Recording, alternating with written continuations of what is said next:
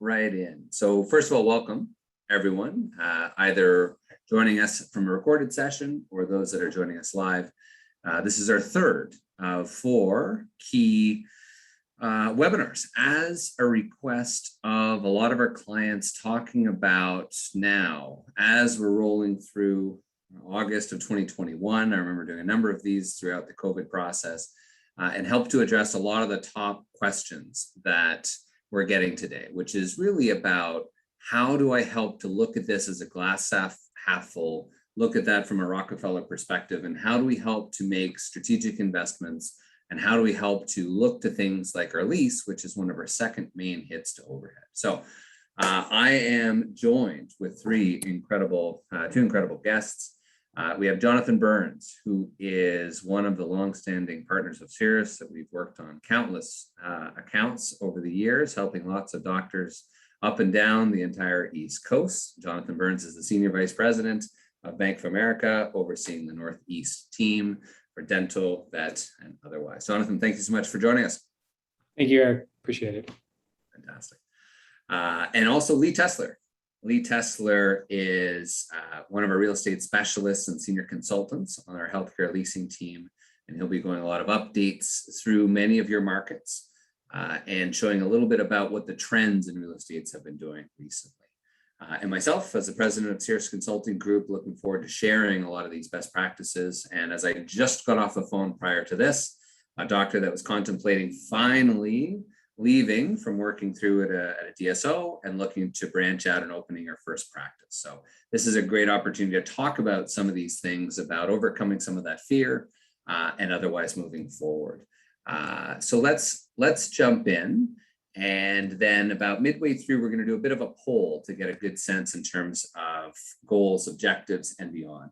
As a quick bit of housekeeping, and as the moderator, there are no CE credits for the course. And we will be doing a bunch of Q&A. So we'll try to answer your questions as we go.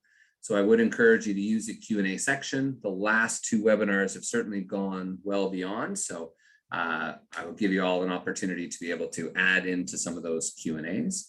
So let's jump in. So purpose, process, and payoff for tonight. Number 1 is to get through what's been going on recently. So much flux, right? In the city or otherwise, we're seeing lots of rises in vacancies. We're seeing the economy start to come back. What does that mean for you?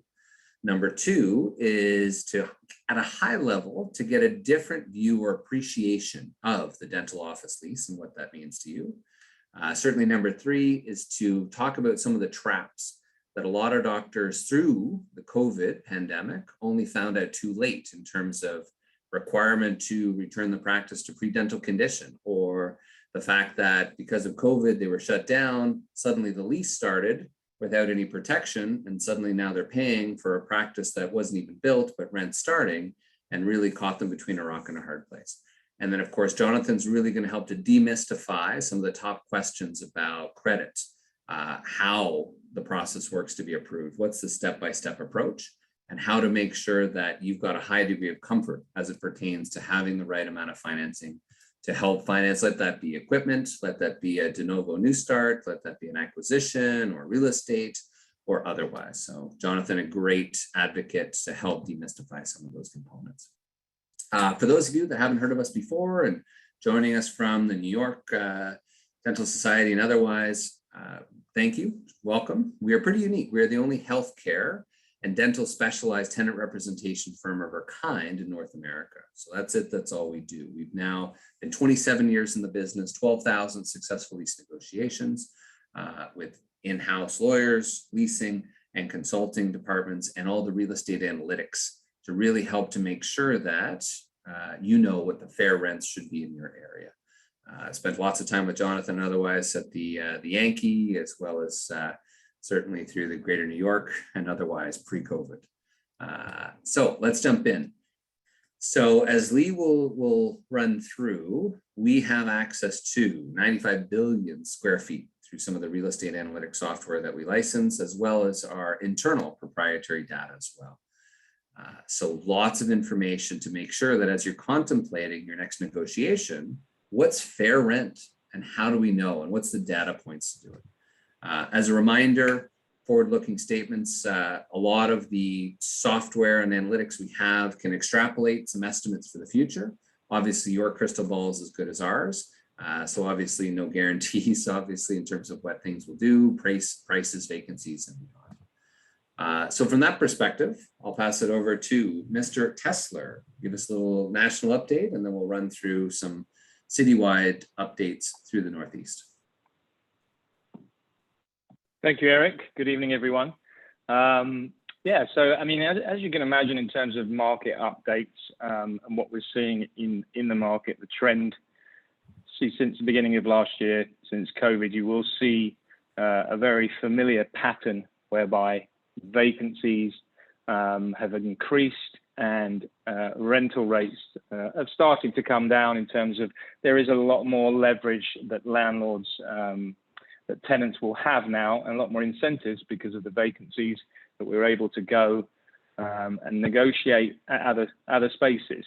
Year on year, you can see in 2019, you can see a big drop in 2020, and then the availability rate again has risen, coinciding with COVID, as a lot more vacancies.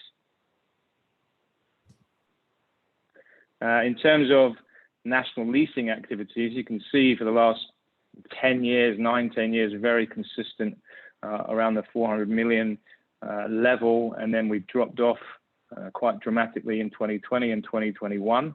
But we're starting to see now the trend starting to change, and as you can see when we dive into a little bit more specific in terms of certain areas, and again, I want to repeat in terms of what Eric said, you have to bear in mind exactly, you know, where you are, the demographic, the type of building. If you're in retail, office space, I mean, we can certainly dig deeper into your specific location. These are obviously indications.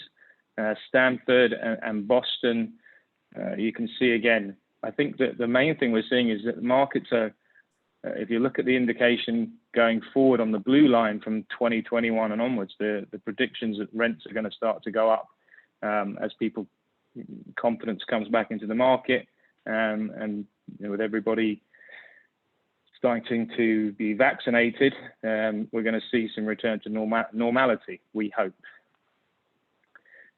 Just a couple more areas to look at, specifically in Manchester and North New Jersey. Again, it's quite consistent in terms of the vacancies. There's a huge drop in 2020, which is still, at the moment, hasn't really recovered, but there is an indication that rents are going to start increasing as demand gets filled. Same with New Jersey. You see the correlation there is exactly as expected, where the vacancy rates start to come down and more demand, and people are looking at these opportunities. And you'll probably look back in a year or two thinking, well, why didn't I take advantage of these opportunities now? Now, New York itself is a separate kettle of fish, a separate market. Rents are still on the up, and in terms of leverage, yes, with vacancies coming down, there's still opportunities to leverage that to landlords, but there's still a high demand in New York itself. Buffalo, rents are averaging around $15 to $17, but the vacancy rates haven't dropped as dramatically as some of the other areas. And I will pass you back to Eric. Perfect. Thank you, Lee. It's again, it's an interesting trend, and it's important that, again, specific to your area and market, to see what that looks like. There's a doctor that retained us today in the city for a beautiful location in Brooklyn, and this was an opportunity that probably wouldn't have presented itself had it not been for COVID and the restaurant moving out, etc. So there's interesting opportunities that come up, and certainly, right, it's a great opportune time to say, look, if I'm not going to sell my practice in the location, or if I'm looking for a time or a nudge in the right direction to, right, as my client this evening had said, to finally leave working for someone else and to run my own practice, it's a great nudge in the right direction. So just to help customize some of the content, it's all about you guys here. We're going to pull up a quick poll and a couple of initial quick questions. So number one, obviously, just to give us a quick sense in terms of some of the objectives for tonight, so we can hit it right between the uprights. So specifically, your purpose of joining. Number two is a little bit about your situation. Are you looking to buy or build? Are you looking to expand? Are you thinking of transitioning over the next few years? Are you just looking to hunker down and wait to see what happens, Delta variant or otherwise? Are you looking to now contemplate buying your unit or buying a building to potentially relocate? Right? Or are you saying, you know what, I want to look at every penny.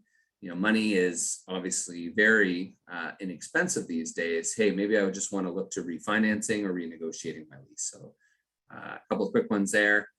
Again, in terms of the lease expiry, that does impact some of the leverage depending on, are you 1 year into a 10-year term or is your lease coming up? We typically suggest about 24 to 30 months is a good range in terms of starting the process. And for those of you curious about rental rates, there's also a button here that we can look at both the rental rates and the lease to compare all of those financial variables. Perfect. Great. So one of the questions that Lee and I do in a lot of these types of seminars is to really dig into what is the lease. And you know, what a great perspective that a new doctor, you know, graduates through dental school, is an associate for a couple of years, drives around her local neighborhood, sees the sign, calls, suddenly negotiating a lease with the broker. And it's great. Hey, it's only, you know, $30 per square foot or $60 per square foot. Right? Yet, actually, when we look at the total monthly payment over the year with the annual increases, in many cases, you're looking at a multi-million-dollar commitment. So as we ask these questions, underneath it all, what is the lease? Well, it's a check. And the first perspective that I'd ask you to help shift the mentality is look at your next lease or your next lease renewal as to what it is. You're paying $8,700 a month, which is increasing at 3% per year. Look at that massive financial commitment. And on average, right, the doctor is in the same practice, or the practice is in the same building rather, for over 26 and a half years. For those of you that own your own space, and you may think, well, hey, what do I need to know about leases? Well, it's important because for those of you that own your own practice and building, the lease becomes a critical component to separate the two entities, i.e., right, your building corporation from your practice. And that's for a few reasons. One is to make sure that it's based on fair and equitable market rates, right? And you've got the quantifiable data to do that. So it's not higher, lower, or inaccurate. Also to make sure that it clearly defines who's responsible for what, who's shoveling, who's responsible for other elements if they break. Even though it's just yours, that's a big component. A lot of you may be thinking, hey, I plan to sell my practice, but I know that the new doctor may not be able to get both to buy my practice and the building. And you know what? I kind of want that for a passive form of revenue. That's fine. But again, thinking about how you want to structure that lease as a full-time landlord can help impact let it be the value of your building or the value of the practice. Another little tips and tricks is think about how you're juggling those expenses. If you do own your own, are you using the same credit card, for example, to fix some of the plumbing as you are to buy a new handpiece, for example? So really looking at it from that perspective, the more separated it is, the easier it is to help evaluate it and split it apart if you plan to sell that separately. So again, for those of you that may not have a lease, definitely worthwhile contemplating that towards your next steps. You want to really think about what is the state of your estate. Okay, so now really looking through the leverage, and we typically do another poll to ask, based on COVID-19, do you feel you have more or less leverage with a landlord? And unfortunately, overwhelmingly, the responses are typically less, right? Yet in many situations, there can be more for a few reasons. Number one, take yourself out of your shoes and look at it through the landlord's perspective. You are now one of the best tenants on the planet. Why? Well, first of all, you have the highest build-out costs of any other commercial tenant, $150, $200, $250 per square foot. Number two, right, also very low default rates, less than 1% in terms of defaulting on your lease. versus a restaurant that tends to be the almost complete opposite. Also, look at your financial commitment over 20 years, right? You're building out such a large, let it be a buy or build, that's a big component, and that's obviously cash in the bank for the landlord. In addition to that, you're also bringing in high quality foot traffic.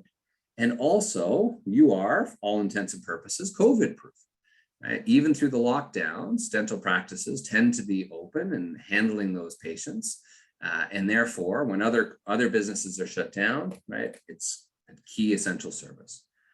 So really planning that out, preparing for that lease, and also the strategy we call cake and eat it too, right, as a good throwback to Marie Antoinette. So from that perspective, a lot of doctors that may have an existing lease and contemplating next steps, well, I don't know if I want to relocate. I don't know if I want to stay. Well, let's do both. Let's work with the landlord to try to find the best possible renewal, but why not put that fishing pole in the water to see what that would do for us, right? What would that landlord down the street be willing to do to earn your business? And there was a great example on our Google reviews where we were able to, for a doctor that, retained us to just renew the lease, we ended up being able to get the landlord down the street to offer over $283,000 in tenant improvement allowance just to entice her to move. So you'd be surprised, there may be some very interesting opportunities out there for you. So as we look to transition here in a moment, there's 7 main financial variables, and they're not independent, right? They are linked between each other as an opportunity to look at how to minimize your long-term expenses. A few key components. If you are looking to open a new de novo clinic, be cautious with things like number 6, tenant improvement allowance. Just had a call looking at a letter of intent from a landlord that showed that they were going to offer $70 per square foot. And I asked the doctor why. Why would you want $70? Well, hey, it's going to cost me, right? It's going to cost me a couple $100,000. Why wouldn't I want, right, about $120,000 from the landlord? So be cautious with that. It can work, absolutely, but the landlords are not in the lending business. So be cautious. That can easily be added into base rent, which then increases year over year over year.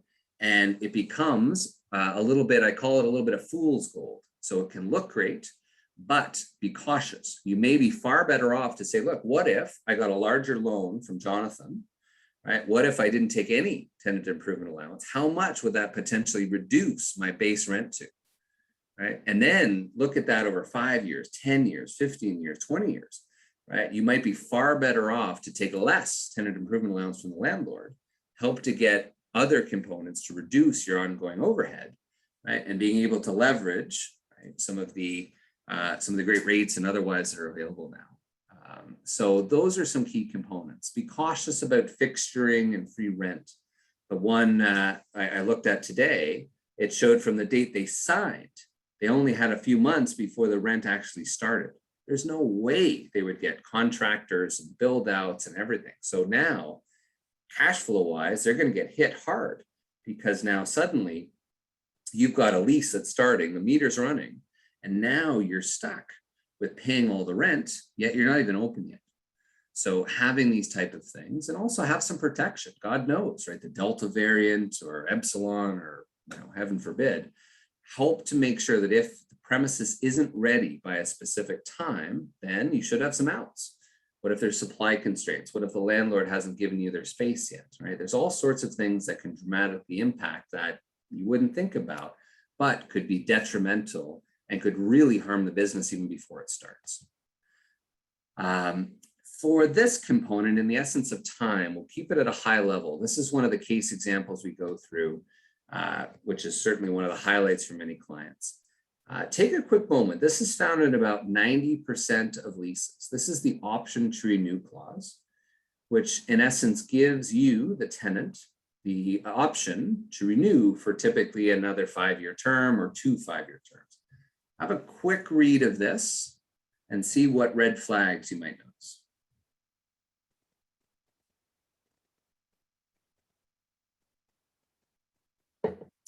As a quick point for those of you that just recently joined, welcome. The Q&A is open. We'll happy to answer some calls as we and questions as we go, and we'll have a time for Q&A in the end. All right, so usually at this point, as Lee and I are coast to coast and in-person seminars, right, it's usually the usual time that the doctor says, you know what, the last thing I like is reading leases. It's terrible. I'm sure it's no different than me reading a book on endodontic procedures. So from that perspective, there's a few things to consider. Number one, it's right in the first paragraph, provided that Dr. Joe Black shall remain as the tenant. So it's personal to Dr. Black. For example, if you were to sell your practice, let's say at year 9, and you've got 2 5-year options, but if that's not transferable to your buyer, then that's going to be a big challenge for the buyer to then get a loan, right? If they're looking for a 10-year payback period, yet there's only 1 year left on the lease, then that really then shifts the amount of control back to the landlord. And that could easily prevent a buyer from getting financing and the deal to fall apart.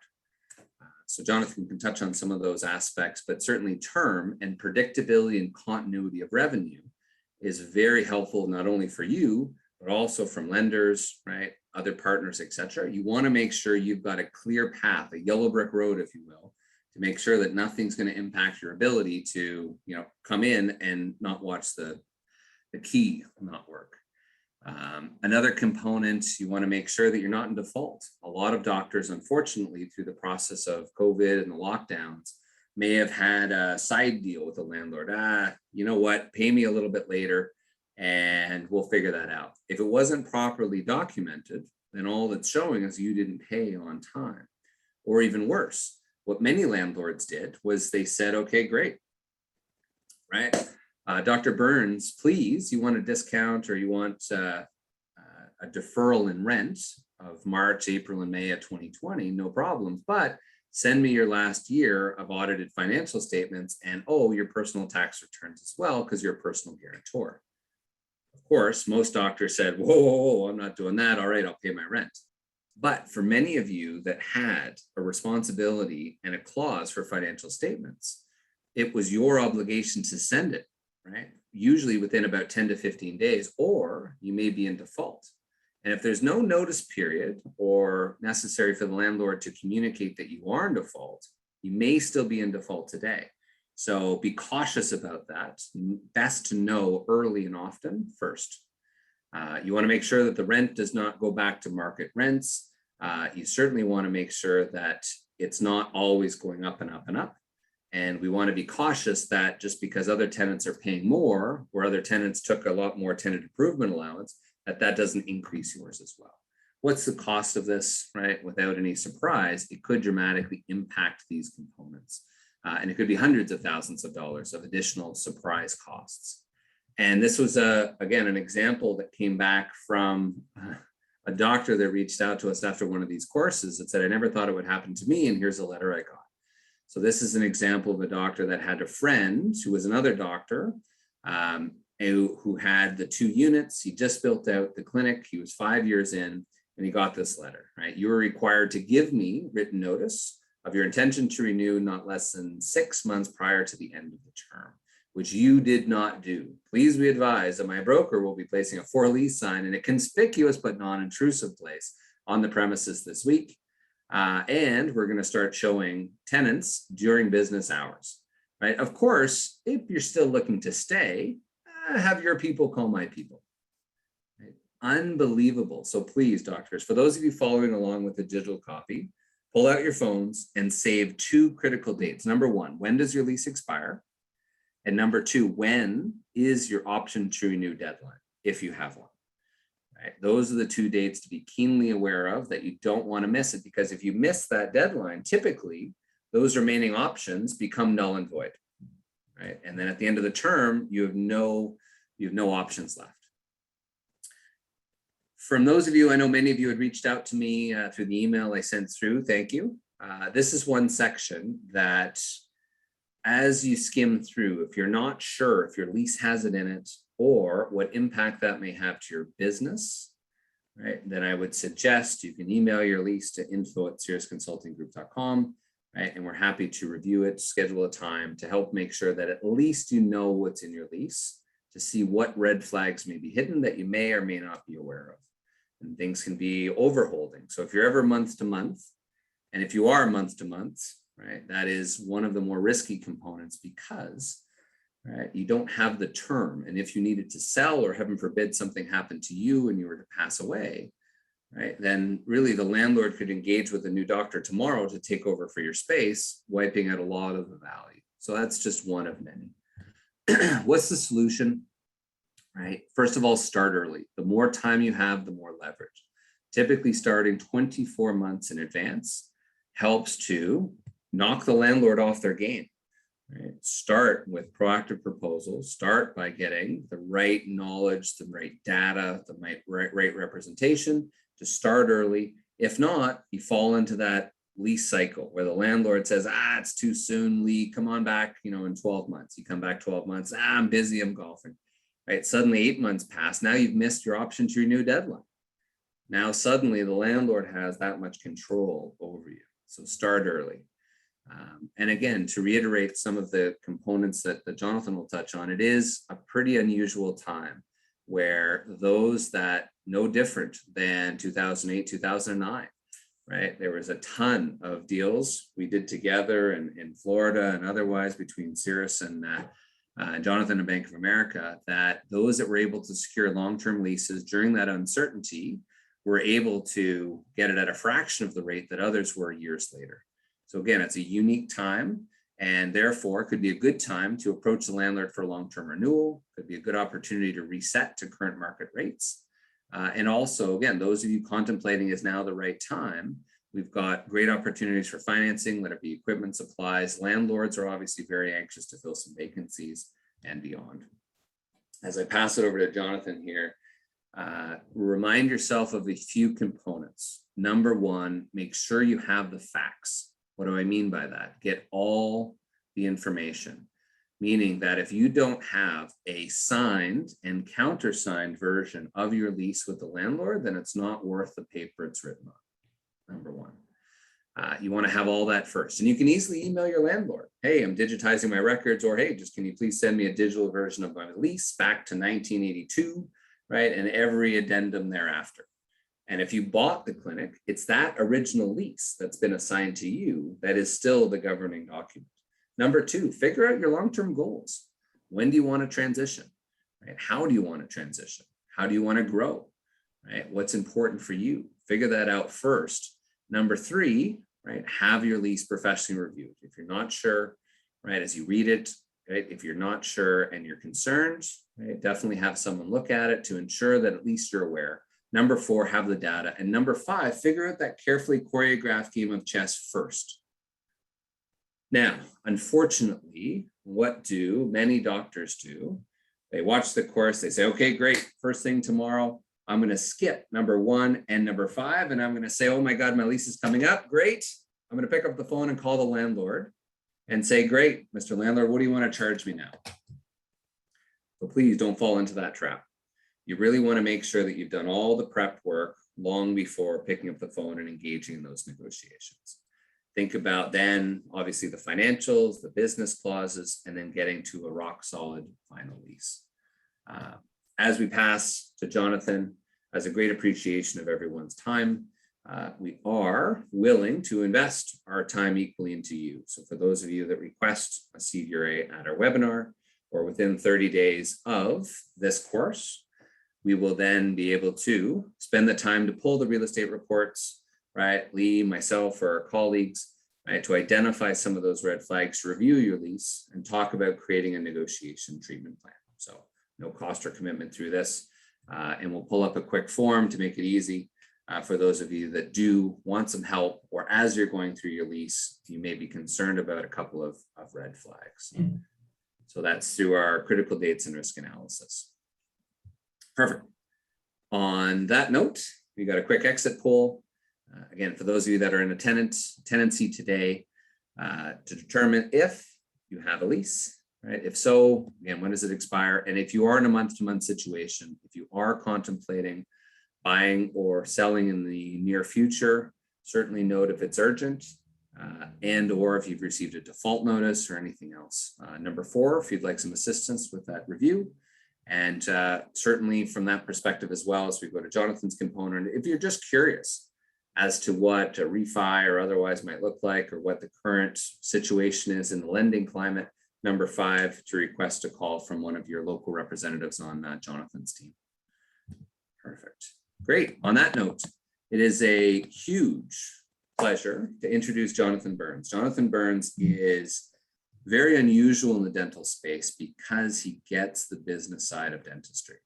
And I would argue there's very few scenarios that Jonathan and his team hasn't seen over the past few decades, and therefore is a great resource that BofA has a specific team specifically focused on, not something from the branch, but someone that's specifically tailored to understanding the needs of a doctor opening their first location. So again, an incredible resource. If you haven't spoken to him before, I certainly highly recommend it. It is my pleasure to introduce the Jonathan Burns. Thank you, Eric. Appreciate it. And by the way, I thoroughly enjoyed the phone prop when you said calling the landlord. I thought that was I've got it here. that was great great on the headsets. And hopefully all of you on the line were paying attention to Eric's presentation.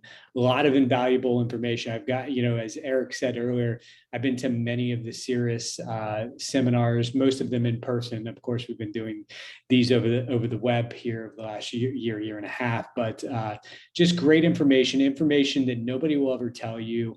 And so if you're thinking about leasing or you have an existing lease, do yourself a favor, pick up the phone, give them a call. You'd be shocked at how much they can help you. So as Eric said, my name is Jonathan Burns. I work for Bank of America Practice Solutions. If you're not familiar with us, we happen to be the largest dental practice finance company in the country. I lead the team that does the dental, veterinary, and medical financing for the Northeast and for the Mid-Atlantic. So basically Virginia to Maine. I'm located in New York City. And as Eric said, I've been in the business and worked for Practice Solutions for 14 years. So let's go to the next slide. There we go. All right, so the agenda today, I'm going to kind of rifle through this a little quickly for the purpose of timing, but we're gonna start with client profile and credit. We're going to go through practice financing 101. We're then going to go to what should a loan look like, the cost of doing business, the life cycle of a business owner, and finally a call to action and planning for your future. So we actually already got some of the results from the poll that you took earlier. So I know that there are some folks that are watching today that are thinking about buying or starting up a practice. So this will be extremely helpful for you. And if you already own an existing practice and you're maybe at a point where your lease may be coming due and you may be looking at relocating, this will also be very relevant because what we're going to do is we're going to talk about the things that lenders look at when we're deciding whether or not we want to give you a loan to start a practice, buy a practice, or to move your practice. So next slide, Eric. Awesome. So this slide, I'd just like to take an opportunity and just to walk you through what a typical client looks like. For this slide, a lot of it is going to be geared towards the first-time practice owners. So typical client, associate work history, most of our first-time buyers as dentists are going to be out of dental school or residency somewhere between 1 to 3 years. They're typically going to have an income or earnings somewhere between 120 to 250,000, depending on if you're a general dentist or a specialist. Most of them are going to have somewhere in the neighborhood of 250 to $400,000 worth of student loans. We'll talk more about that as we go through. One of the things about student loans is that we actually are okay with student loans. We're not as concerned about the dollar amount of student loans that you have as much as the monthly payment that you make. So I like to put that in there just because I think many first-time practice owners or people that are looking to get into practice are very concerned about their student loans. And certainly that's something that we're okay with and understand. Personal debt. So most of our first-time practice owners do have some personal debt that can be a house, a car, what I will tell you is that personal debt that you want to try and avoid is credit card debt. And I'll talk a little bit more about that. And then typically cash savings, somewhere, most of the buyers or startup doctors that come to us are going to have somewhere between 5 to 10% of what they're looking to borrow in savings. For the established dentist, if you've been in business for yourself for 5, 10, 15 years, typically you're going to have, significantly more than that. But the profile for a typical first-time practice owner is somewhere between 5 or 10% of what you're looking to borrow. So for example, if you have a $500,000 loan that you're looking for to say start up a practice, we're going to want you to have somewhere between $25,000 to $50,000 saved, which is pretty obtainable after working for a year or two. So next slide. All right. So this slide, I'm going to give kind of a broad overview of credit, what a credit score is, what the credit scoring agencies are, and how they calculate your score. And so hopefully this is a good opportunity to pay attention and a good opportunity to understand a little bit more about credit. So credit scores are going to range somewhere between 300 to 850. You're going to have a score individually, and you're going to have an individual score with all three of the companies that you see on the screen, which is Equifax, TransUnion, and Experian. A couple things about these companies. One is they are competitors. So your score is going to be different with each one of them because they do not share information.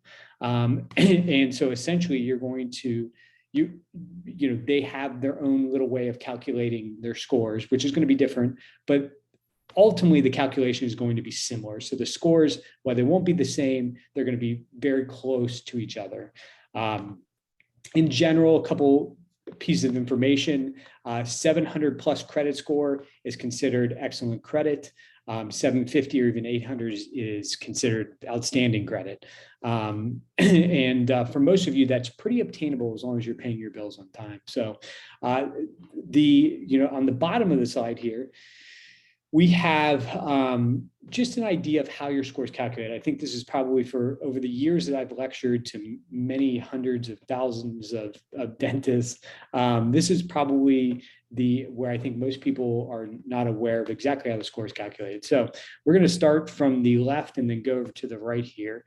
The first thing that we use or is used to calculate your score is the pay history.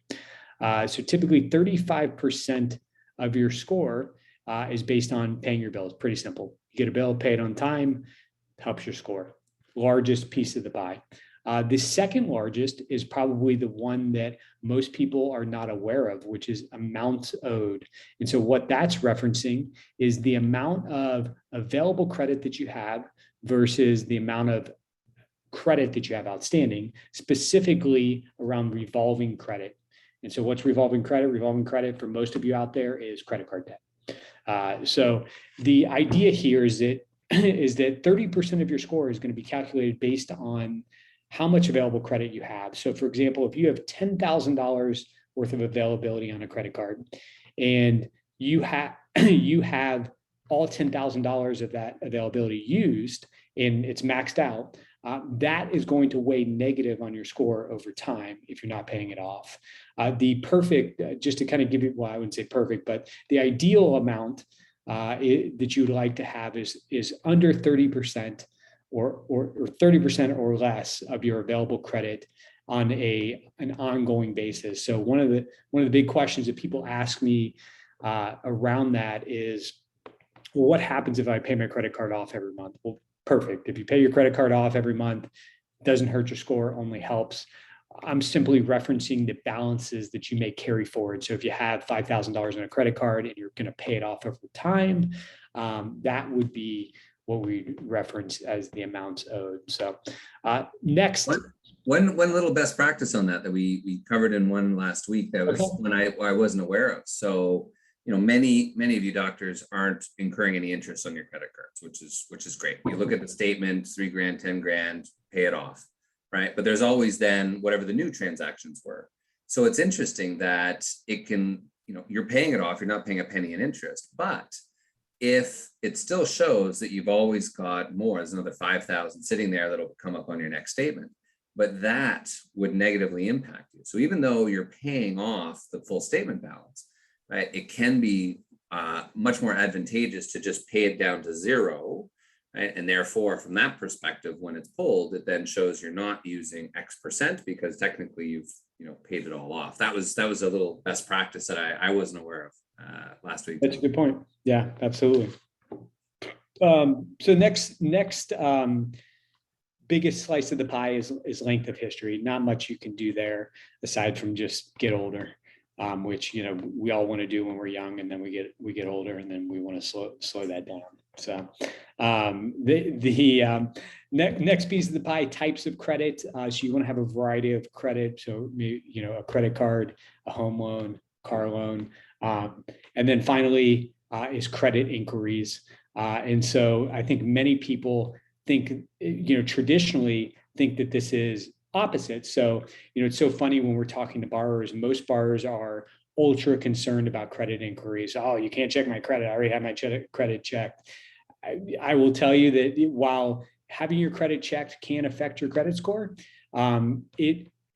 having your credit checked for the same types of credit. So for example, if you're approved or if you're applying for a loan to start up or purchase a practice and you're applying with a couple different banks, that is going to impact your score less than if you're applying for a lot of different types of credit. So let's say within a 30-day period, you go out and apply for a credit card, a home loan, a car loan, and then, just for giggles, you go apply for 2 more credit cards, that is going to affect your score negatively, more negative than if you applied with 3 or 4 banks for the same type of loan, simply because the credit companies are smart and they see if you're applying for the same type of credit or if you're applying for different types of credit, they think that you're being irresponsible. So just things to consider, a little bit of background on credit score, things that can keep your score better.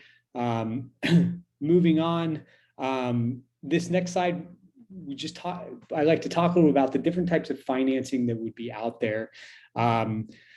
So project financing would really be for most of the folks on this phone that are considering maybe starting up a practice or relocating or building a new practice.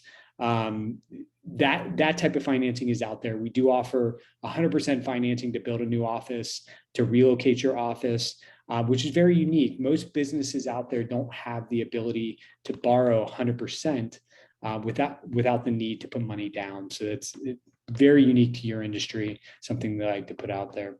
Debt consolidation, if you had existing debt on your business, we also have the ability to consolidate that, lower your monthly payment, give you a better interest rate than what you currently have. I will tell you now is a very advantageous time. Eric said this earlier in the presentation that it's a very unique time where rates are still really low, meaning that the cost to borrow is low and your monthly payments are low, making it just more advantageous to borrow as opposed to using that, the money that you may have in different ways. Equipment financing, practice sales and acquisition financing. We also finance practices for you. If you're looking to purchase a practice, we'll finance that 100%.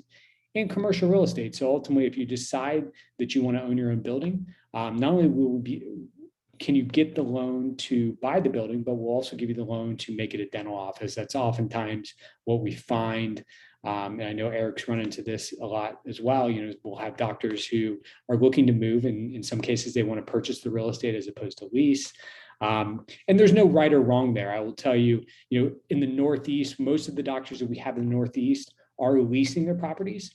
I think some of that has to do with availability. Some of that has to do with the cost of real estate. Eric, I don't know if you have any feeling on that specifically around the Northeast. So I'll throw it to you for a second.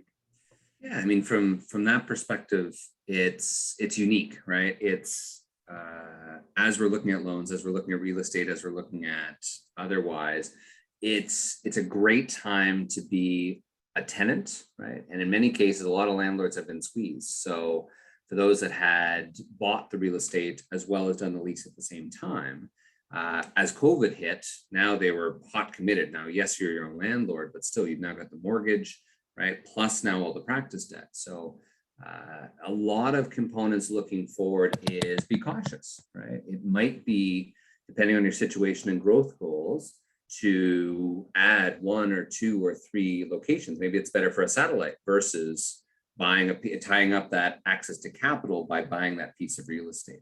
Looking at some of the large DSOs, right? They typically don't own the real estate. They're investing that into deploying that capital to add another 2 or 3 clinics. Yeah, no, it's all great points, and he makes a great point that there is, while sometimes it can make sense to own your real estate, a lot of times you have to kind of take a step back and take a look at where your capital is maybe best served. So, all right, next slide, Eric. All right, so this is another important slide where I like to talk a little about, what exactly lenders are looking for when we're making a decision on whether or not we're going to do the loan. And it really comes down to these 3 simple things. I mean, it's more complicated than this, but it's really these 3 simple things. So the first thing we're looking at is debt. How will my business and my personal debt impact me? It will. So as a small business owner, your personal debt has a direct effect on your ability to borrow for your business, because we're looking at you from a global perspective. So we do what's called a global cash flow analysis. And what that means is that we're factoring in the money that you're going to make from your business, the money that you would need to service that debt, and also the money you would need to service yourself personally.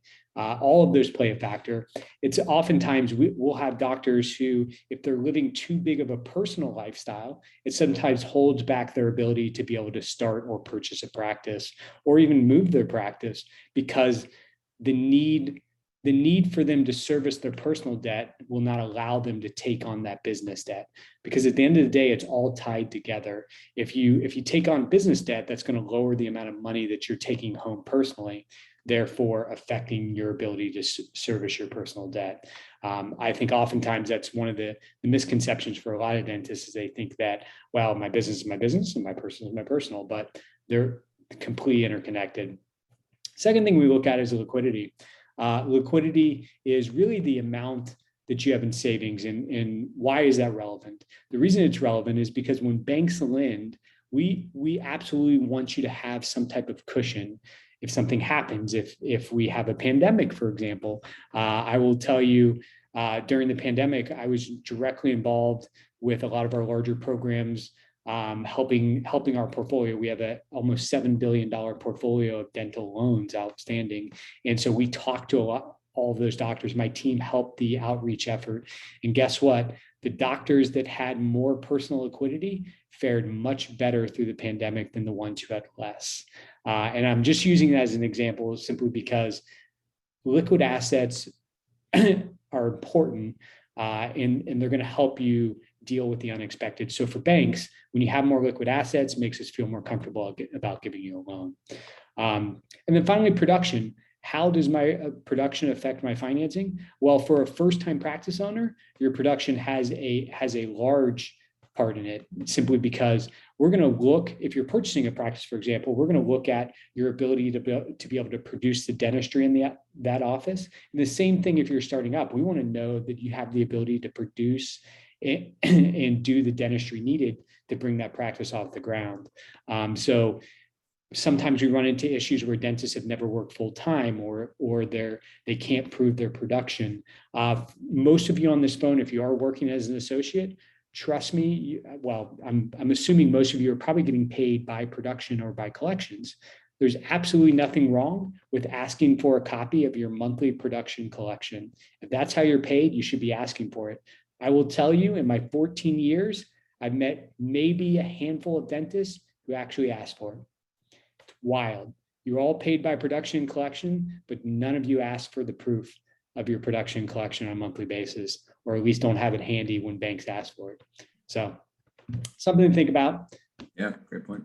Next slide. All right. So this is a little bit of a process of what a project would look like. I'm just going to, again, go through this quickly. I know we're coming up here pretty close to the top of the hour, and I want to make sure I'm respectful of your time, and also that we give you an opportunity to ask questions if you have them. So first thing is establish a plan. plan can be, hey, I want to start up a practice. Here's where I want to start it up, general area. Next thing is establish a budget. Establishing a budget can sometimes be difficult at the very beginning, but it is important to understand what it's going to cost to start up an office. There's many resources that can help you with that. We're going to talk about that here in just a minute.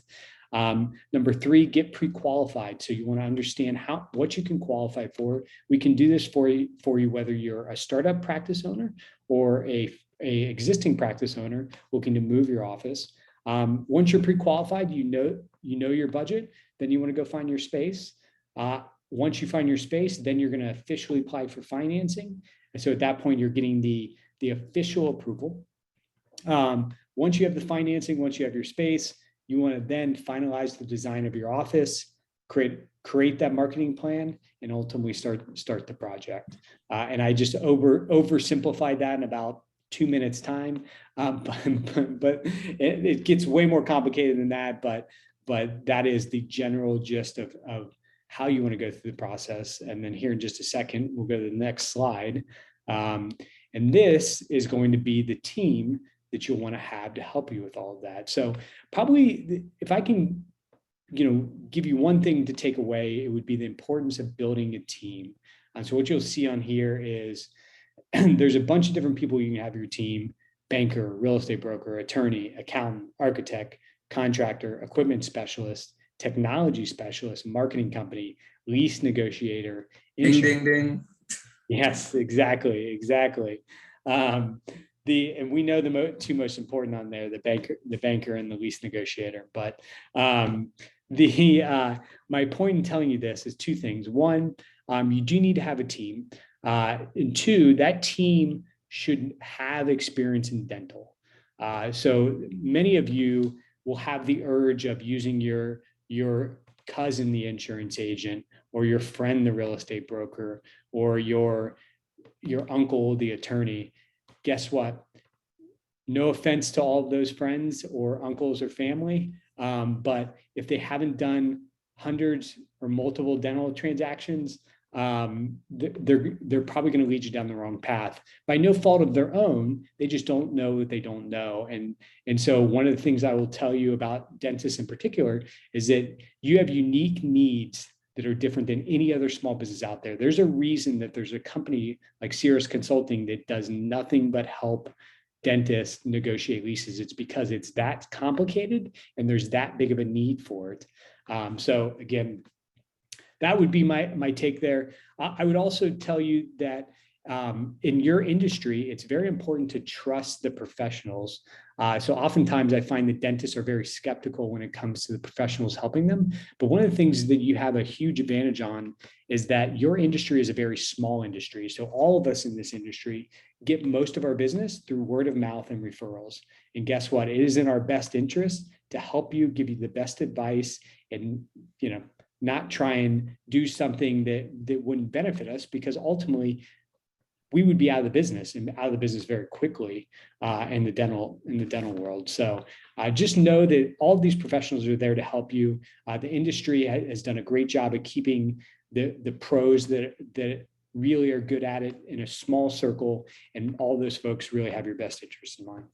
So, all right. So what should a loan look like? Again, I'm going to breeze through this a little bit, but face-to-face contact, industry experts, banks that specialize in your industry. Obviously, we specialize in your industry. There's a lot of banks out there that don't. You should be looking for a fixed rate. You should be looking for 100% financing. You should be looking for flexible terms. So it's important to have a longer term, especially if you're a first-time practice owner. Many of the smaller local banks will limit you to a 5 or 7 year loan, but really you need a 10 or 12 or a 15-year loan, which is what the specialty lenders like myself would be able to offer you. Low fees. You should not be paying a ton of fees up front. You also should not be putting up personal collateral. So you're going to have to put up a personal guarantee, which is essentially your signature, but personal collateral is like a house, for example. That's why we have the little house symbol on the slide, but you shouldn't be putting up your house as collateral. And then finally, you should be talking to that bank about future growth. If you're considering and you want to have 2, 3, 4 offices, if you want to expand your office, it's important to be with a bank that can help you with that financing. If the bank that you're with can't do that, well, guess what? When you're ready to expand or have those multiple practices, you're going to have to change your banking all over again, which is going to cause a huge headache. And trust me when I say this, when doctors have to change their full relationship, all of their lending, if they have multiple practices, it's a big pain, costs you a lot of money, and it's just not fun. So make sure you're looking at the long-term picture when you're considering the bank that you want to finance with. And really, same thing's applicable on the leasing side, right? Helping to make sure that the annual increases, or in some cases, they'll lock it in for a number of years in terms of your rental rates. Low fees in terms of common area maintenance and what the landlord tries to pass on to you. Again, yes, we'll be looking for personal guarantees, but it doesn't have to be forever and ever from the landlord. And also things like a right of first refusal for future growth. Do you have the option to move into the adjacent suite? So again, it's very similar that these types of conversations and situations of what the loan looks like should also be a lot of similar to what the lease should look like as well. Yep, absolutely. All right, so the next thing, I'm going to go through this very quickly. When you're considering getting a loan with a bank, there are a bunch of different ways that bank can make money off you. The loan is only one of them. The rate is only one of them. 9 times out of 10, the first question I get from the client is, what is your rate? Well, guess what? All of these different things that you're seeing, the merchant service, the payroll, the credit card, is it cash back, business checking, insurance requirements, all of those are different ways that banks are going to make money off you.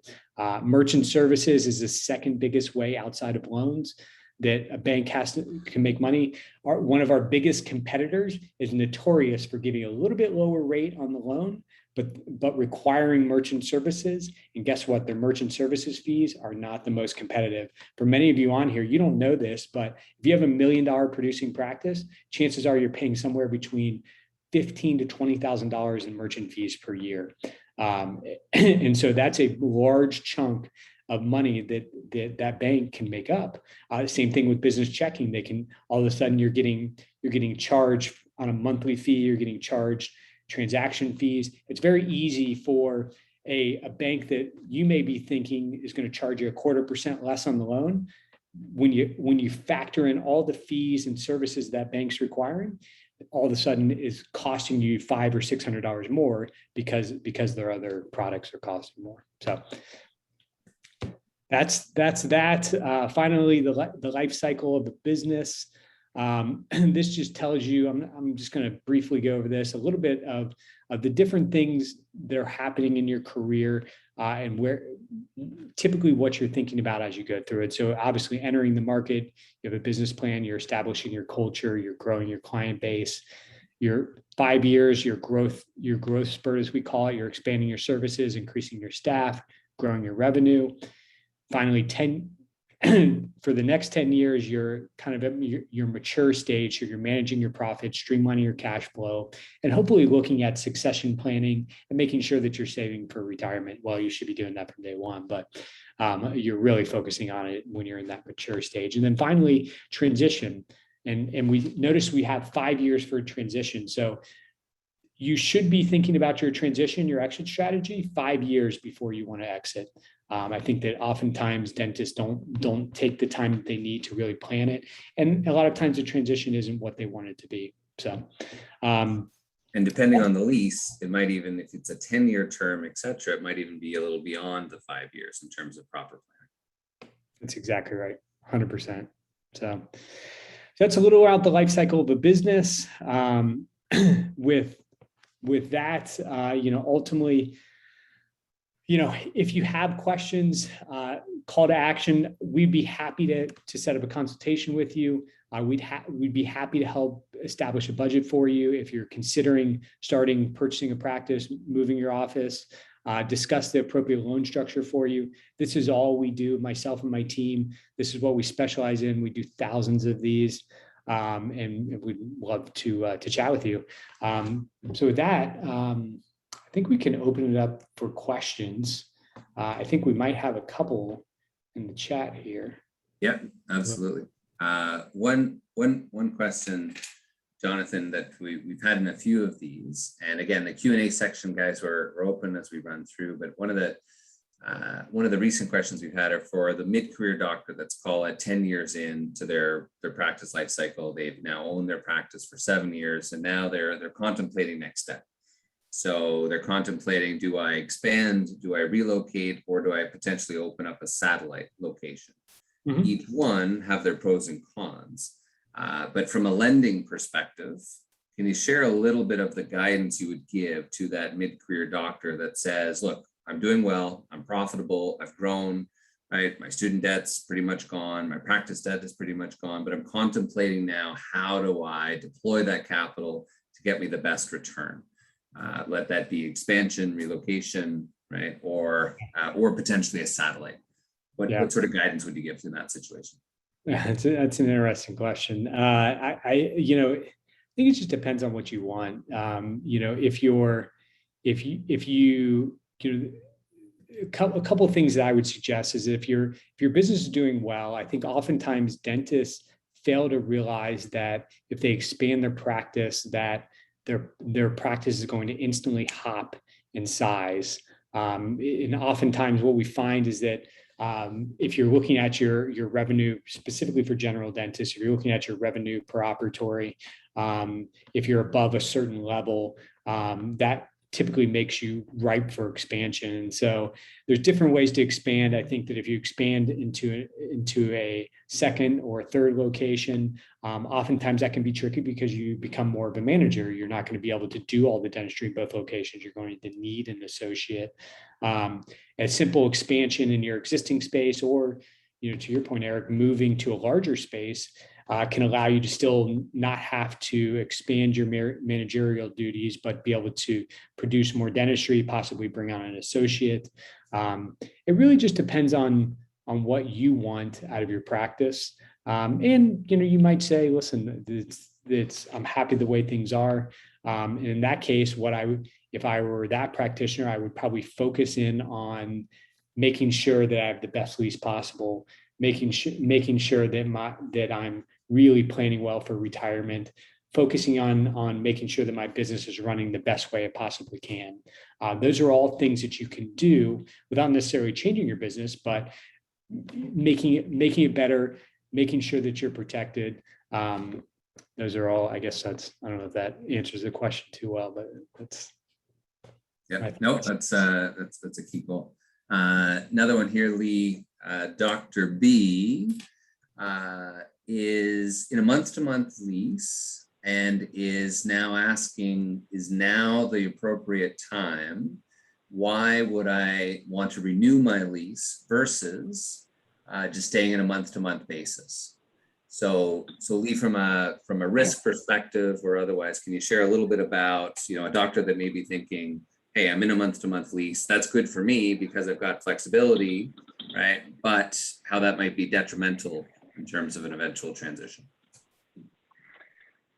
Yeah, I mean, the majority of the webinars and the live seminars that we do, month of the month is the biggest red flag. Is the one lease, the one part of especially as a dental tenant that we recommend never being on a month to month. Even if you think, I'm coming up to the end of my lease, I'm just going to walk away, I don't want to be tied in. That is candidly the wrong thinking, because you can get a notice within 30 days to say, that you're being evicted from the space.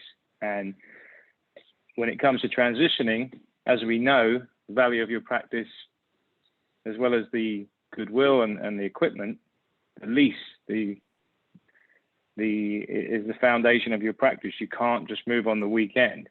And in some cases, you will pay an overholding fee as well. You could be paying 150, 200% of the rent just to have the flexibility to be on a month to month. Think about it from a landlord's perspective. There's no predictability or that you're going to be there. So month to month is one of the biggest red flags that we talk about. So that's a definite no. Thanks, Lee. And again, similar question for the lending side then, Jonathan. So let's say you've seen, I'm sure, lots of this in the past. You've got a seller that's got a month-to-month lease, difficult landlord. We don't know if they're going to renew. You're now working with the buyer to help get financing. They're negotiated agreement of purchase and sale. They're going down the path. What guidance do you give? How important is term for that buyer? Yeah, it's everything. I mean, you can't, if there's no term on the lease, we won't allow the buyer to purchase the practice. Yeah. Go ahead. I was just going to say, we typically require at least 5 years of either 5 years worth of the lease or 5 years with, including the options to renew. So it's a big misnomer that from the seller, hey, I just want month to month, and then what a smooth, I'm off into the sunset. But you really should be looking at the whole situation through the eyes of the buyer. So really 10 years out prior to transition, think of that first, right? Do I have enough term to transfer? If my practice is valuated at $1 million, can my buyer be able to get everything they need from Bank of America so they can get that loan to pay it to you, right? To have you off sailing into the sunset. So term and rents and the ability to assign that lease is a very big component. So, it's typically, we're so self-focused, which is fine. But when we're thinking of selling, you really want to think right from the get-go, how do I set up this lease from a de novo all the way through eventual transition? So perfect. Great questions.